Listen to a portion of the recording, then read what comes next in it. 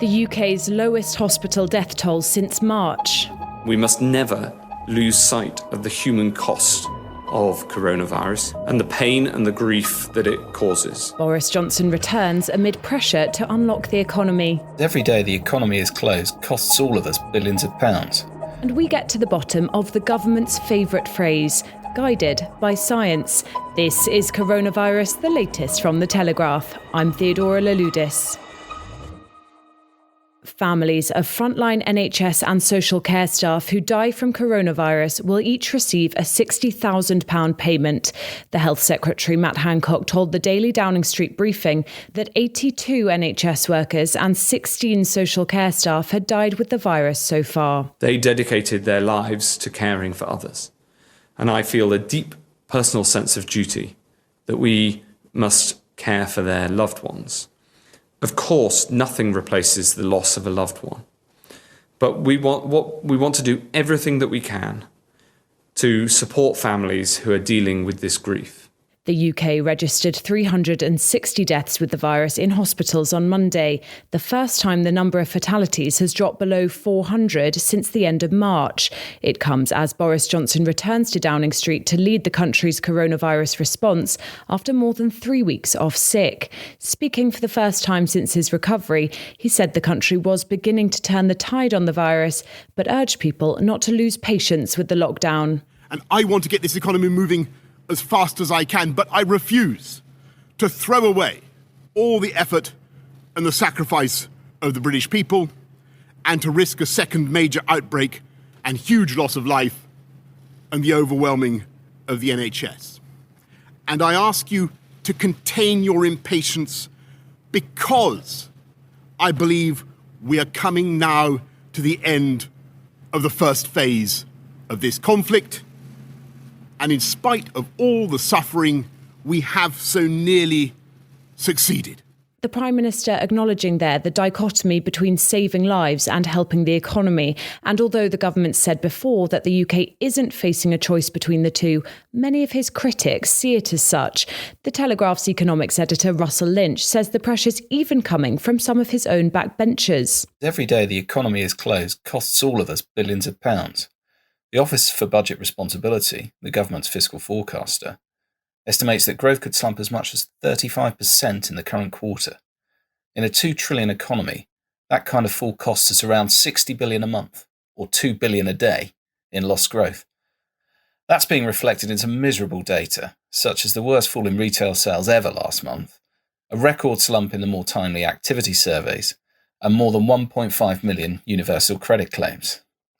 The collapse is so steep that the government will ask bond markets for up to $180 billion to fund the crisis response, pushing the deficit into double figures and adding hundreds of billions of pounds to the UK's debt burden. The Chancellor, Rishi Sunak, has told MPs he had a sense of urgency on reopening the economy safely and that extensive work was being done on the second phase, in response to questions from a raft of high-profile former ministers such as Steve Baker, Therese Villiers and Andrea Leadsom.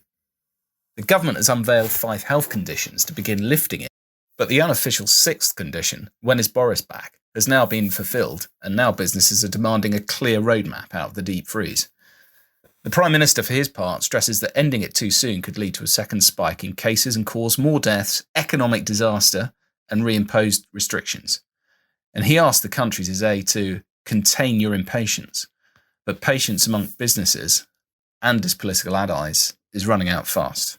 And it's not just businesses seeking clarity. Behavioural scientist and psychologist Professor Benjamin Voyer says transparency on a potential timeline for the end of the lockdown would keep the public obeying the measures currently in place. When you have a clear way out, you're more likely to understand the importance of the goal and put them in perspective. We also know that people do better when goals are specific. The more precise what we're asking people to achieve, the more likely they are to stick precisely to what we're asking them to achieve.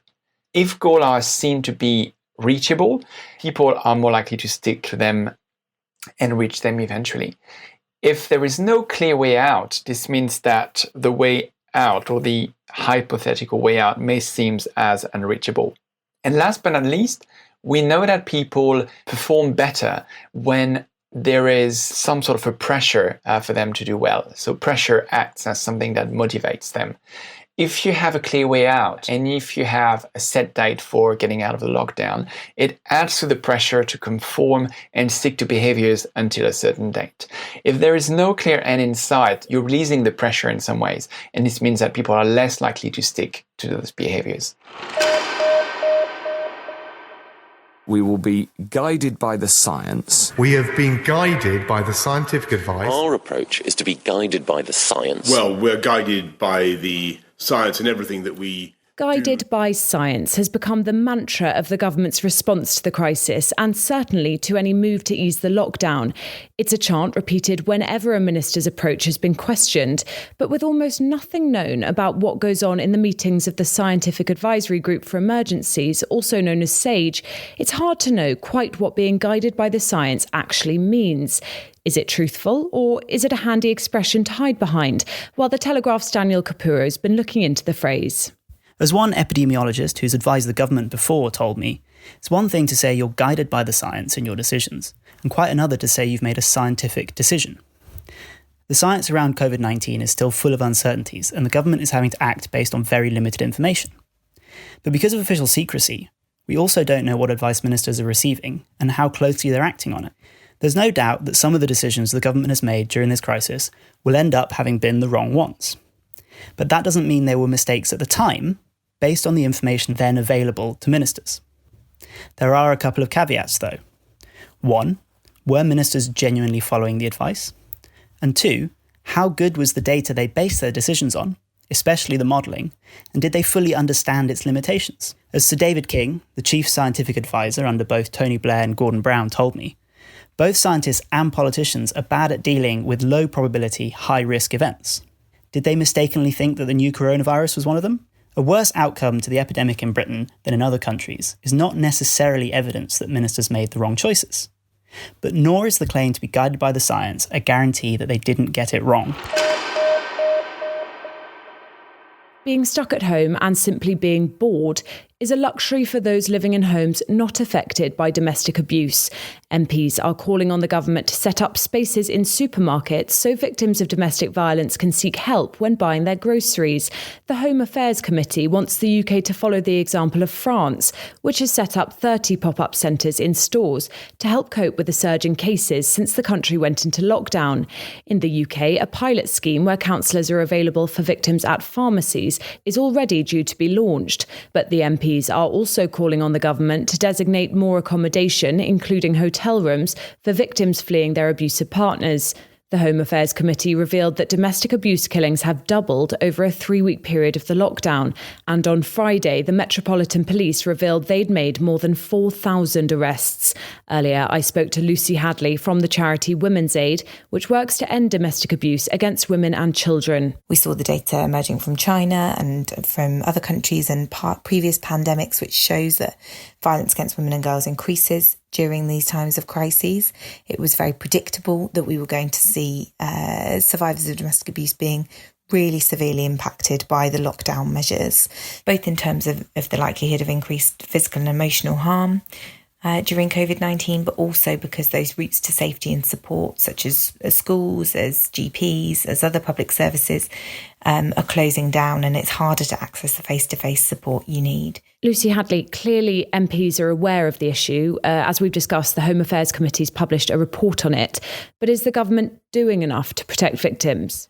Whilst we're beginning to see some signs of change, so a new public awareness campaign by the government and some announcements about funding, we've yet to see the kind of consistent, coordinated action we need, or emergency funding reaching frontline domestic abuse services and refuges to support them during this time of challenge. It's absolutely essential that that emergency funding reaches the front line and we support these services to continue to support survivors. Garlic, kombucha and vitamin D have all been touted as possible coronavirus preventions and cures. The first two are tosh. The effect of the third is, at best, less clear, but it's certainly more widely purported. Vitamin D is produced when the body's exposed to sunlight, and Public Health England is now warning the public to stay conscious of their vitamin D levels as we're all spending more time inside. But with the weather already having turned for many of us in the UK, certainly those of us in the south and Northern Ireland seem to have had a pretty grey day. Even those with a garden might now find themselves deprived of the key vitamin. But how much truth is there in the claim that vitamin D could help tackle COVID-19? Here's Dr. Selina Langdon. At present, there isn't enough evidence to say that actually there is a good link between taking vitamin D and reducing your risk of coronavirus. With that poor level of evidence, it isn't something that we can say to people to take vitamin D in order to prevent yourself from getting it. But there are still many benefits of taking vitamin D, so it's still important to make sure that during this time, during lockdown, you are still guaranteeing that you take enough vitamin D in your diet, and do still try and get some sun exposure in a safe way during this period of time. And it's an important supplement for helping us to maintain healthy bones, healthy teeth and muscles. However, now, unfortunately, many of us are experiencing a change in environment similar to that experienced by those that usually live in care homes or are housebound, or by those that usually have little or no exposure to the sun. So during this time, Public Health England has advised that we should be taking 10 micrograms, so not 10 milligrams, but 10 micrograms per day of vitamin D as an additional supplement. There are other sources of vitamin D that we should all be aware of, because you can also get vitamin D in egg yolks, in oily fish, in red meat, in liver. There are fortified cereals that will have vitamin D in some spreads. This is Coronavirus, the latest from The Telegraph. I'm Theodora Louloudis, and I'll be back on Tuesday evening with another update. If you have a question you'd like us to address on the podcast, email me. It's coronaviruspodcast@telegraph.co.uk. In the meantime, you can access all of our news, analysis and advice completely free for 7 days at telegraph.co.uk/audio. You'll also find an offer there for students, 85% off your subscription.